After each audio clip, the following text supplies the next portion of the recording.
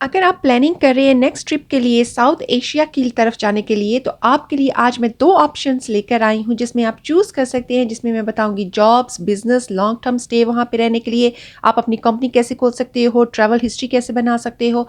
तो ये सब कुछ जानने के लिए मेरे साथ रहिएगा। वेलकम टू माय चैनल सारा इन कनाडा में। जी क्या हाल चाल है आपकी? उम्मीद करती हूँ कि आपकी ईद इस टाइम बहुत अच्छी गुजरी होगी। जी ईद मुबारक सुनने वालों को और देखने वालों को। जी मेरी तरफ से बहुत बहुत ईद मुबारक। पहले हम बात करते हैं जी वियतनाम। वियतनाम का स्टैंडर्ड वीज़ा होता है, ई वीज़ा होता है, अराइवल वीज़ा होता है। फीस इसकी $25 है, ऊपर स्क्रीन पे भी आपको नज़र आ रही होगी। वैलिड इसके 90 डेज होता है, आप वहाँ पे रह सकते हो। 51 कंट्रीज़ में आप वीज़ा फ्री जा सकते हो।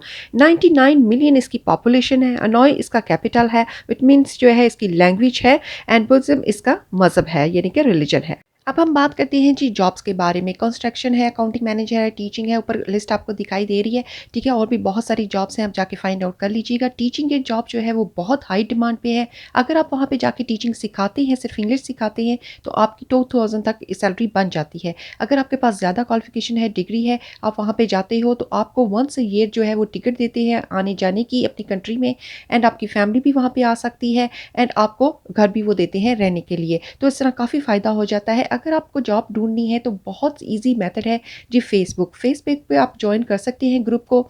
वहाँ से आपको कंपनी कॉल करती है, कंपनी वाले आपको इंटरव्यू लेते हैं। ऑनलाइन इंटरव्यू होता है, टीचिंग की बता रही हूँ, ऑनलाइन इंटरव्यू होता है आपका। अगर वो डिसाइड कर लेते हैं कि आपको वर्क परमिट मिलना है या वो रेजिडेंट कार्ड आपको दे दिया जाता है। अब हम बजट की बात करेंगे। 1 बेडरूम अगर आप वियतनाम में लेते हो तो $296 का पड़ता है। इलेक्ट्रिसिटी आपको $42 की पड़ जाती है। फूड अगर आप खाते हो तो 241 का पड़ जाता है। ऊपर लिस्ट दी है, जाके चेकआउट कर लीजिएगा। टोटल आपका $679.95 बन जाता है महीने का। अगर आप वहाँ पे 5 बेडरूम लेते हो तो आपको 1200 पर मंथ पड़ जाता है। अब हम बात करते हैं जी बिजनेस के बारे में। वियतनाम में बिजनेस आप बहुत सारे कर सकते हो, लेकिन मैं 5 बिजनेस ऐसे आपको बता देती हूँ, जैसे कि टूरिज्म, F&B है, ऊपर लिस्ट भी दिखाई दे रही है, टेक्सटाइल है, एक्सपोर्ट है, डिजिटल एजेंसी भी आप कर सकते हो। अब जी 3 ऐसे सिटी बताती हूँ जहाँ आप जाके बिजनेस कर सकते हो, लेकिन इसके अलावा भी आप चूज कर सकते हो दूसरे सिटीज। ये 3 वो सिटी है जी, हो जी, हनोई एंड डारेन।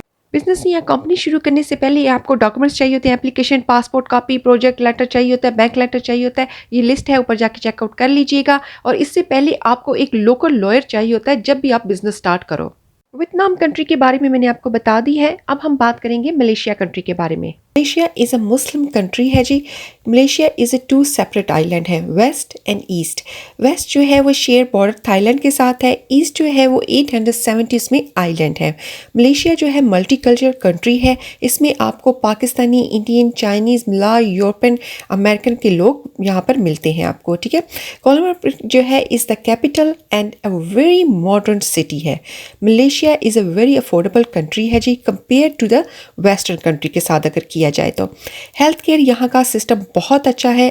अब हम बात करते हैं मलेशिया में अगर आप रेंट पे रहते हो तो कितना पड़ता है आपका बजट। ये ऊपर स्क्रीन पे भी आपको दिखाई दे रहा है, आप पढ़ लीजिएगा पूरा। ठीक है, मैं थोड़ा सा बता देती हूँ। रेंट है आपका 377, इलेक्ट्रिसिटी आपको $111 पड़ेगी, एंड नेटफ्लिक्स आपका जाता है $10। तो टोटल आपका सारा जो बन जाता है 3000 तक आपका बन जाता है। मलेशिया की पॉपुलेशन जो है जी 34 मिलियन है। लैंग्वेज इसकी मला है, करेंसी इसकी रिंगत है।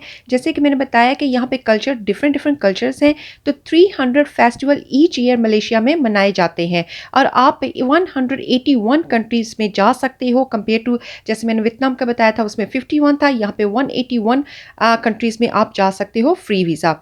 अब हम बात करते हैं जॉब्स के हवाले से। जॉब जो है मलेशिया में आपको बहुत ज़्यादा मिल सकती हैं। अगर आप कंपनी के थ्रू भी जाते हैं तो आपको खाना पीना घर जो है वहाँ पे श्योर है कि आपको कंपनी वाले वो देते हैं। ठीक है, एंड ये जो ऊपर लिस्ट में आपको दिखाई दे रही है, क्लीनिंग है, विंडो ग्लास जो लगाते हैं वो है, IT है, मैकेनिक है, प्लम्बर है। क्योंकि ये बहुत डेवलप कंट्री है तो आपको जॉब्स जो है वहाँ पे बहुत ईजिली मिल सकती हैं, और इंग्लिश वहाँ पे हर कोई बोलता है। अब हम बात करते हैं बिजनेस के बारे में। अगर मैं कंपेयर करूं वियतनाम से तो I think Malaysia is the best country and the right choice for you guys, because Malaysia जो है वो डेवलप कंट्री है और कल्चर इधर बहुत ज़्यादा है, तो ज़्यादा अपॉर्चुनिटी आपको मिल सकती है मलेशिया में। अब हम बात करेंगे डिजिटल नॉमिनेट वीज़े के बारे में।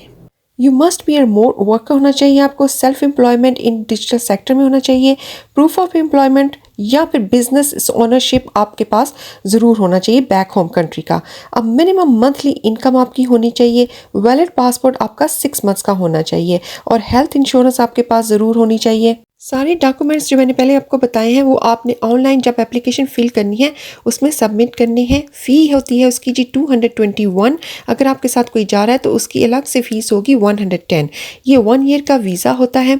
जैसे ही आप एप्लीकेशन फ़िल आउट कर लेते हो ऑनलाइन, MDEC वेबसाइट है, मैं नीचे लिंक में दे दूँगी, आप जाके चेकआउट कर लीजिएगा। तो आपने वेट करना है आपकी फिर एप्लीकेशन का अप्रूवल का। आई होप कि आज की वीडियो आपको पसंद आई होगी, तो प्लीज़ वीडियो को शेयर और लाइक ज़रूर कीजिएगा।